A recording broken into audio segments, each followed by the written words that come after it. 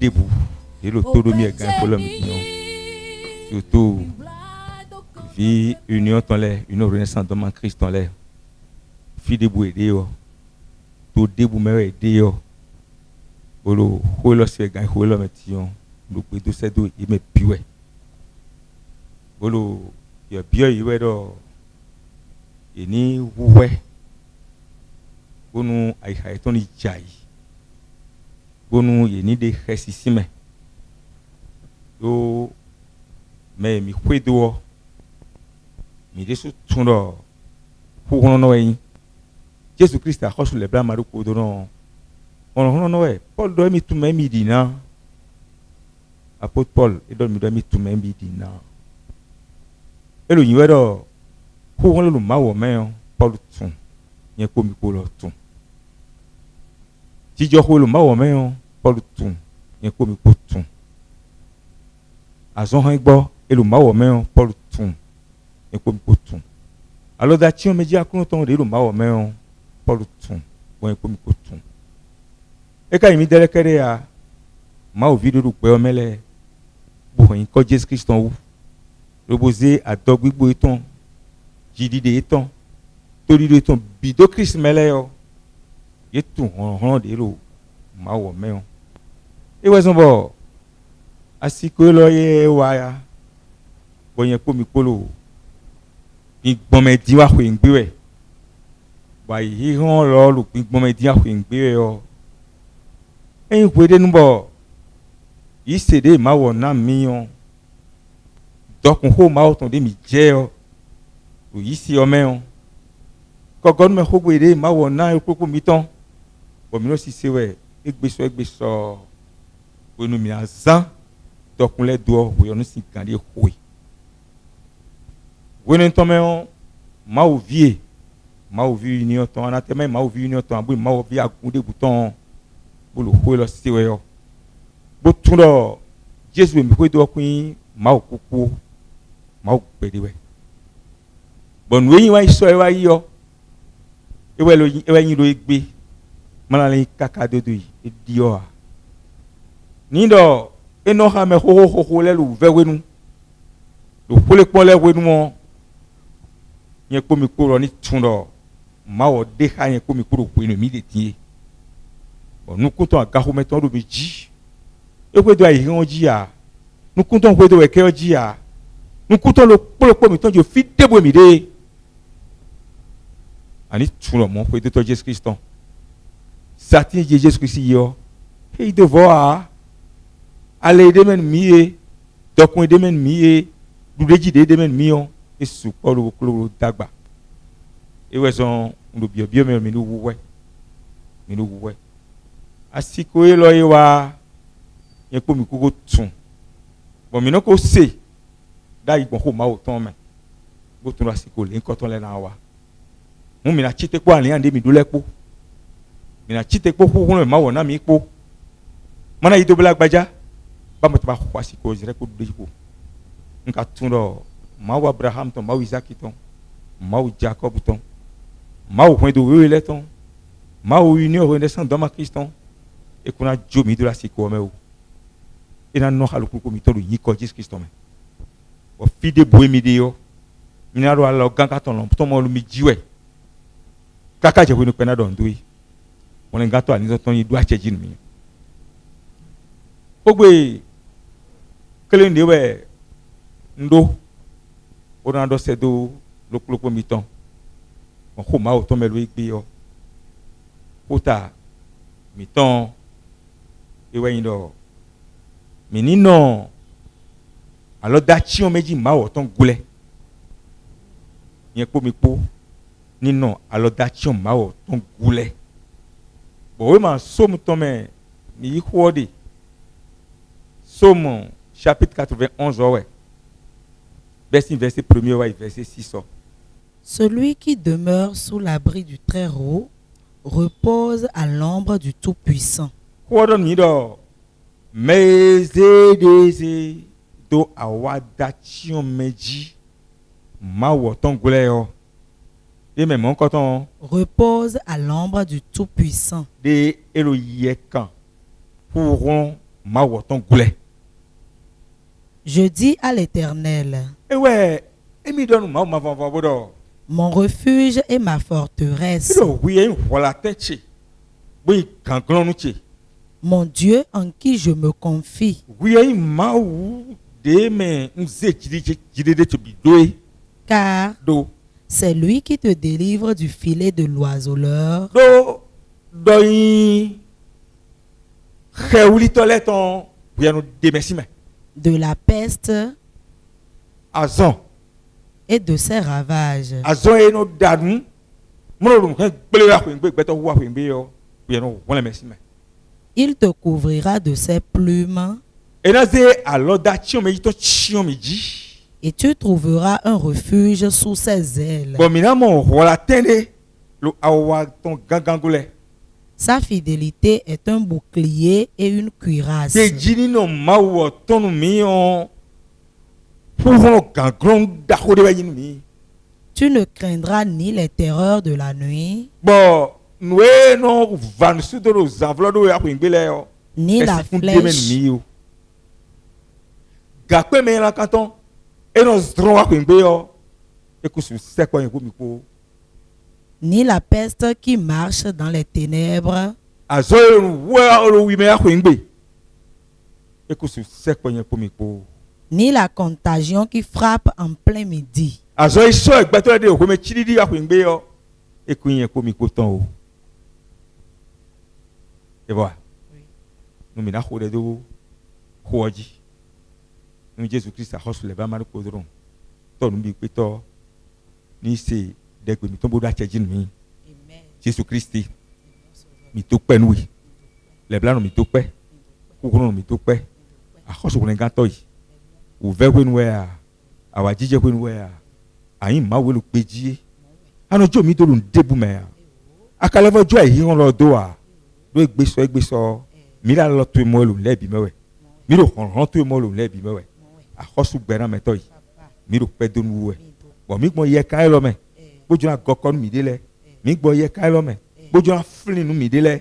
A reçu gbode me na me to. Bo agbode do gbe san lo me. Gbigbo we to ni assister mi. Bo assister si se to. Bo assister di do to. O to wa cheji. Bi o gbe san mi to le me. Se bo da cheji. O ni ko Jesus Christ. Nous Jésus Christ a reçu les bras de Podron, ni quoi le propos mettant. Nous vivons nos vies. Micha, oui, ma ouodo, ça en dit oui, ma somme ton chapitre 91, verset 1er. Micha, ogwe, ma was in million, a dog bossing hogwe dahode. Nous vivons nos vies. Bon, minaze, jidi de miton. Ndidi miton bizedo Jesus Christ ji no wen mi de die mona tino ma won gbono yin pagbede do mi le yo ina gbon pagbe ma he check ede ya e we so bo yen po mi podo torido bo torido de mi do Christmas on torido su fru mi ya no visun no viyon ani po fie avec Jesus to sion e we apon sedo ìrọ̀ de jẹ jíwèé la ìhí wọn mẹ bọ̀ wí mẹ́ ní àná kẹ́ni máa dọ̀ pé ní kó tó eré gbé diyan àná dọ̀ pé ní kó tó ẹsẹ̀ tó kó sí mi gbọ́dọ̀ máa tó máa wọ̀ àdáyé gbóòlù tán yìí òvẹ́ àná mọ̀ lé gbòòrò jirẹ̀ nígbọ̀n àzẹ̀nú jirẹ̀ nígbọ̀n tsakatu àfitirẹ́ ló jirẹ̀ nígbọ̀n àtúntanilẹ̀ bì bọ̀ àhẹ́ àná pì àdàvò vi èjìrò yìí sèmẹ́lẹ́ yọ. Et je m'assois tout le temps là beaucoup ya. Mon fils que j'ai tout besoin à tout fio. À tout le monde me dit si nous bourrez maison, mais dans la zone boudi a dit donc les à Damago, ndemaha boisé des tout ma aussi à l'homme maison. Mano Jésus ton ouais mi pour ta pas beaucoup bio. Un miracle sur miracle non yi. Ne moi ma wo yi c'est mi ton non vision non vision. Attaque bon bon mi to suwa tu ma wo. Ndele mi hawe. Ouvert mo mi de. Bon bolo nu we. Mais asikuna kon mais vikuna kon mais huto mais hunonai mais hunovinai ada lokpa mais be azon bon kono ko bon fi bibo azon han gbona glo e ma azon han gbo a bo gege mi ton obo mi ton do kun dide de lebi bon mi de su do kun dide do wonu mi aze mi de se da lo mi Jesus Christ yo a khosu gan hu mi ko to jijo ho wa do nu ezon welu yin do azon mi hen ai ouvert mi hen ai mi mo pompa lu cheju mai e ko de na bi de mi a cho mi je kun deji mi ko be même alian de ya ovi oton mi ko be bi gbe a cho ko je kun deji gbogbo ki go ma oton gbogbo mo ma wo hon yin gbo me ina gbagana yi me ina tun kana mana ke azon gbona yi e do pogeru be to ti mo sin sui ko a e bleda tonji bon ko no eze de su Jesus Christ bo ikuri ji bo de ho ni yo we no kale bi won e won si do yaga be mo de me bu je kun de ju je ki ko panu ma wo chi no vision no vision ba so da ho ni le ba wo wa nu mi e me ko to lu gbigba do we ko no te alo meni ayi me no jivi no jiji ku e bi wa su Jesus Christ akoso le ba ma do ko do no yi mi ka su de kunu ama su de kun ne bo wa mo fibro jiji e be la kon egbe lo hin ha we me wa mo Jesus Christ we wa mo me hunle we Jesus Christ hunle we me hunle mi Christ we hunle mi bo mi do kun dide e ko mi ko do kun dide da ho ni o ma wu wo no ma wu nu bi pe to de hunle mi bo mi de su do kun dide da ho ni o le o wa ko ngbe o e gbe lo le ye din ouvert dire gudo ton le o so ndote buru wa bro te jewe yo ewe ma wo na jo en ko mi ko do wa ewo ma wo na jo mi do wa e na jo mi do wa we so bo e de su ko gbapa e ko gbapa mo ko do nu susuru mi en ko mi ko bo mi ko tun e ko gbapa ko nu gudo ton nu era jele le ouvert na bi ogbo mo gbon e le afona khoyo nu gbon e le onu ma do gan na gba bi agogbon e ma wo do bi se ni e ko mi po bi ko tun chubo ho nu wa belu yen do we lo enu e so na yin de ma fi an ko mi po a le ma Romains chapitre 8 verset 18 mi doto bo se mi na ho pe bi ha mana we ni o se e ya J'estime que les souffrances du temps présent Paulo dit dans les Jémédé et mi de tuno ouvert welo le nu to ime mi de bolo yiwe o ne sauraient être comparées à la gloire à venir mi kusuze ouvert le ze dire do gigo daho de lote ni e ko mi ko bon mi abi o be on no Jesus Christ na wa mi kusuze ouvert le ze dire de wu so mi qui sera révélé pour nous. ouvert de et la sorte le gbe bi we tun dire ouvert wa si gbe bi we bon si ke waji we zete we ho Europe we ya Amérique we ya Afrique we ya continent de terre po fi terre po gbe to de la waji fi bon nous le wa din azon e lo bi o to me on mele ma se ho ton imam se won ton imam azizo ton fi mon coton po bon pour mi ko tun so mi Aussi, et donc le moment la création attend-elle avec un ardent désir la révélation des fils de Dieu. Bon, bise le tekon. De même ma ou attendez non pas ton nom ma ou vile o. Nous e ma vont ma pas ton nom do to men ma ou to men viton le o. Mon do mi no sero yewe ho men o. Mwelo nu komo na jewele be ko gba patan mi o. Ayi on de so tekon bo na do to ro. Ngbo e ma ou vile kono do aji. Car la création a été soumise à la vanité. Yezé John nous fort. Nous massou on les méga. Nous massou de merci couteau me bagbetou. Nous même nous massou chien lo meji. Et ouais, il ron lo biseo Yezé John. Somi. Non de son gré, Et que tu vois, il entend ouais. mais à cause de celui qui l'y a soumise. Donc mais les timbolo oui mais. Bon pas tcheblo, beto les big guidé like kuma difi. Et ben que toi ou vient que te les ba. Et donc ayi on ma mon ku je no na jewe no comme wo. Pour que d'autres Jésus Christ on lui ton. Bon y ton. Et donc ayi on ma ton. Awe lo gbelo bi na ho wo. Pour que d'autres Jésus Christ on lui ton. Bon y ton. Do mais pas que d'ayi on no. Et jo beto les sinu kun do no ira mon mo. Et ka jo to eton les to no ira se no a. Nous kun eton le wa ja na mo gbe yo. Bo to eton le wa ja na se gbe yo. Et ta wa di nu Jésus Christ. Vi ma oton do kwa ka ese do gogo le fi. Be wa bna kun le gbe bi se gan. Et ta wa ja na di ni gbe. Ba mo ten ba gan outu. Et lo nu ye ya. Somi. Avec l'espérance qu'elle aussi sera affranchie de la servitude, de la corruption. Bon, il y a un taux de domaine. Mon nom de Dieu, nous faut voler, nous faut voler la colonie. Et moi, ils ont dit un camion. Pour tout le temps, ils ont dit le ciel fini. Donc, on les garde de Jésus-Christ me voit. On les garde de Christ me voit. Alors, d'ailleurs, me dit à quand de Christ me voit. Jésus va donc les mettre au tien l'homme dit. Et ouais, nous dit merci vous voulez mais. Et ouais, nous merci nous commis à l'aime. Et ouais, mais quoi ils ont dit. Bon, alors, oui, somme 91 ans. Somme 91 ans. Et donne mi d'or.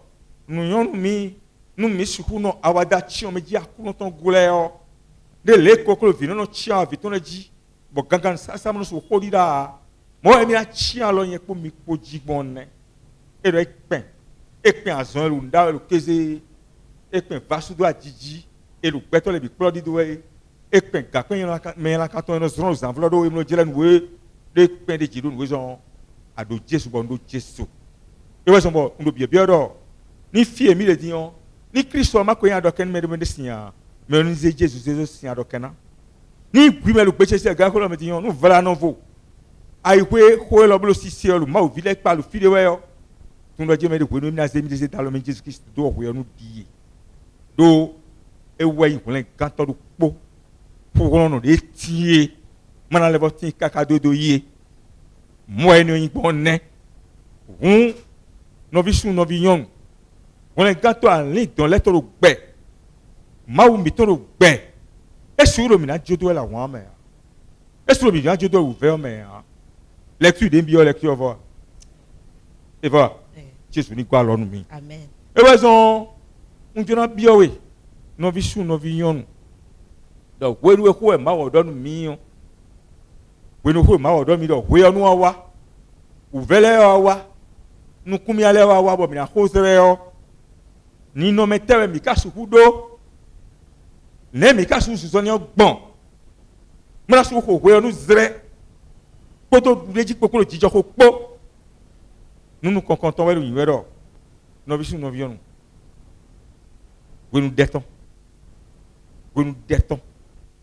deru deji de bio de tenti de bio l'enveme et si we nu mi wa no bisu no vionu d'être édion, et doit doubler, ou doit tripler. Bah, tout le monde dit, nous debout, alliant debout, couche debout, et bien rien, nous vous êtes debout, nous cocottons, alliant nous cocottons, de rien, et bien rien debout, ça coquise pour, ou un de mes radis, on a vite les plaies, pour la situer pour, nos vides la partout, le coin de mais on a commis des plaies, mais attends. Et le fils de Jésus, il m'a dit, mon aïe pour lui dire, mon a dopen Jésus. Donc nous nous donnons, nous célèbrons Madina, Gandida y allait, les dieux alors était bon, nous nous aussi c'est dit, prenez nous et quand on donne quand Dieu me touche, vient tu viens où et mi anu xam do wesi gwenu e weso mi wa finu kon e mi wa finu kon do nu weji do gama ko pe mi ton utuo e mi do vevebra le nawe lo nu koto bo biodo ni kekle bo so gwa mi ton so kemi ni kekle bo jo chiwa mi ton le do nu mi bo ikanjo to do le mi we si nu chiwa mi ton nu wa do mi ton le me nu we zombo e ye ma wo mi ho me do mi en li ga do mi le yo ni susun le bi sese bonu ndeni ma so idore ma so agbo mi ko ma wo po deni to mi to apa ni yiye mi dakon bo ze mi blado utu dide tono drin alon vi mono he vi si alon mono ze vi dakpa do won ni ze mi dakpa ana lu fe akuno we bolu de howe bolu vosa do koni we ebi aleo anana ebi avio anaya do le yana do ziwete jiren bon si alewe anana bo peso keton lo na wa Jésus kana joduru ko ni bi de tiyon won ania nu kokoton de wu mina rien e we inde e we so mbo won gato ali de neton e gba pa ni epo mi polo we ma Esaïe ton chapitre 26 verset 20 on men bodo khole mi ben na we ma Esaïe ton chapitre 26 verset 20 na khad mi soin bodo na Va, e do yi mon peuple, e do kotachi entre dans ta chambre yo khoto ça et quand on dit ferme oui la porte. bodo honto sou gandi derrière hoy toi. Cache-toi bo khola kuide gandi hoy pour quelques instants nous tandi kpongwe jusqu'à ce que la colère soit passée. kaka je ko no ko me gbele ma wo ton ko sin tanu akota eton do ma vo do we no mi na se mi de ko do we yon die we mi na khode we yon die we mi na veve ma wo mana bi yo seku dan ho alors goto aga ho beton we yon die we mi afrik pagbe da ho de ma o do no mi yo emi kuno mi na joto to jo mi no chomi lo wo emi kun kan lombo oku kan de na azon kan de na lia mi ma du mi ji o we yon die when we are free ma von vodo nous e jelo Égypte to me when we ku ndara ko ngbe we bo ange de la mort le dit we bo exterminateur le dit vaste total le dit we be don viton le do de goy na wo il dit quand je tombe vado to tire wo vado ko do le wo do ku ko so dit bo ko ngbe so ko mo kan jo de ku na bi ọkùnrin do tenti o ku na da no fin o bo no Afrique gbagbe ni le ko le gato ani to wo yon di kan to di ko mana no don Jésus do point de même idée point de même idée quand je l'en bo voto ni to vai mi te ni to fa point de bi te e ku do ti hon to gbo ton le o kere we kan jo na no meji amo kan jo ni fumbla ko yo bi bo fumbla mi desu ko yon di ana Afrique gbagbe ni do ma o kun di yo no no ha ma o vile Israël lo Égypte gba ito lo jijo ho si kan mo gbe mo na no ha mi lo bo va su de wa lo yi ou ve lo wa nu kumia de wa lo yi ma on a zia lo kan to bo de mi lo si me won ne kan ko de me we en su ho to ta ma na ko de wa no flick back be da ko le ma wo quand on dit oui bon ma o kan si yo do le to di do me e ku po sa do we bo ken ma agi do ho ma de ye de khle wi do ho ma de khon ti khle wi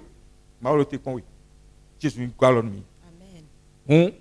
Mi na gon de na hen de wu makana zeko ma oton duro ko gon mi de we egbeso ko ma oton mi na zero ko gon mi de we egbeso mana no do kan la men mi do ko ma oton e we fortifier ni ton leton no ani don na ba hesi bo no mi na ba hesi bo mi na ba bu po o lu ejije po mi na ma to gbogbo yo mi na mo ko ne bo ko de yo ko ma oton we e we no funi ma o vile funi gbevile mo ma jo ko do e we so bo mi na iwe ma Esaïe ton chapitre 35 anaï verset 4 en nuit et à Dites à ceux qui ont le cœur troublé, alors mais débouer la patrouille pour me voir aussi ouais bah il a mis tout dans où bon ma ou vie mais on y a dori la khatunma ou gokoni la khatunma ou somi prenez courage, des doit to bibo ne craignez point. de bouni ma dio kasi ma dio Voici votre Dieu. do ma ou miton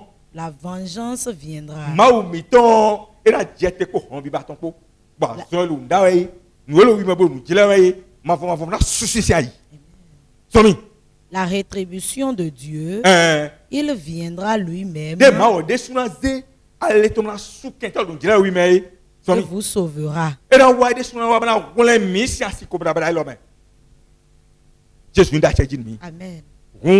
mi do khogbe adogbe boton le no bi sunu bi mi do pagbe susu o ma ho me mana iso do black baja no ko mi de ti ma von vo su jo en ko mi ko do ha do ero bi ba ko do je me de ma o bi ni tun Ni tué mi mavon bo toi badi de mi ton kolo mi ton nous djela mi ton bon mi na mi so mi na des éclairs non seulement il a des éclairs oui oh des éclairs y comme quoi et là il va des éclairs ils vont bi ou quand ko de même dit bon no je me dit mais de matin ko il m'a ko c'est ya bon no mi ti traverser ouais là mais on bala en gan béton bo des blado Jésus Christ wo a khosu me daji ko do ko na je do pere bon Jésus doit te dire Amen. On le clé ou main on endo mon adomion on est no vision no vion bodan mina khode na khode Jésus Christ a khosu le blanc maru ko donoji wono andon mi le ko en we wa okuno Jésus Papa. we ka ko jen ko ho bo alian mina hen le ako wuri awuton do te a khosu woni gato yi bo tuno welo len wa emi kuno mina jodo we o mi do ni maka jo mi do a khoso woni gato Jésus bo mi do mi kuna jo do mi do mina un pelele do we mi do mina yin vibra no akonto we a khoso le bla ma do kodo we mi do wi po mi po afoso we Jésus okuru no yi wa gbodo pesa le me wa gbodo gbo le me fi de bo vitu le de yo alors quand tu ton chinji fi de bo vitu le de yo to akoto mi to le do yi fi de bo vitu le de yo yi kan jo to de vaillante fi de bo vitu le de yo a khoso me fi goto yi okuru no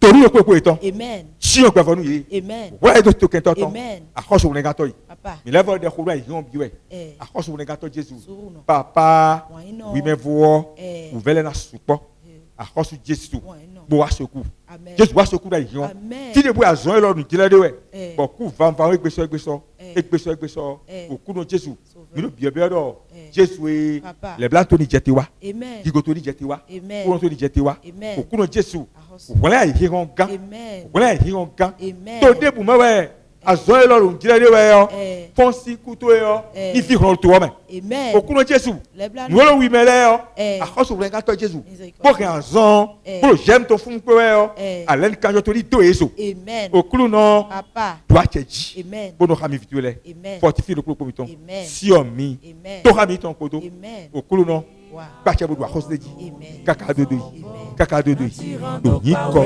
Jésus Christ me Wanyinyi adonu mizombo nanzeitwe daga Wanyinyi adonu mizombo najirando kwawe Wanyinyi